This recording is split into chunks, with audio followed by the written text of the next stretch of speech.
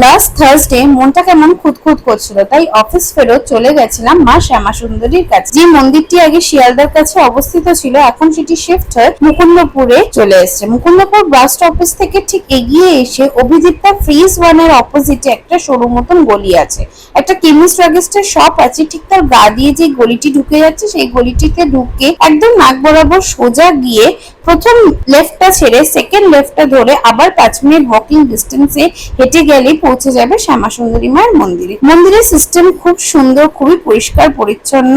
এখানে পাশেই মন্দিরে পুজো দেওয়ার ব্যবস্থা রয়েছে। মায়ের প্রসাদ হিসাবে এখানে চাল, কলা, ক্যাডবেরি এসব পাওয়া যায়। মন্দিরে কোন রকম ধূপকাঠি বা মোমবাতি দেওয়া যায় না, সেটা আলাদা জায়গা আছে। খুব অল্প লাইন ছিল, মায়ের কাছে যাওয়ার একটা আলাদাই আনন্দ ছিল। মাকে দেখা মাত্রই কিন্তু আমি কি চাইবো কি বলবো সবই ভুলে যাই আমি। উফ, মাকে কি সুন্দর দেখাচ্ছে, মনটা যেন শান্তি পেল।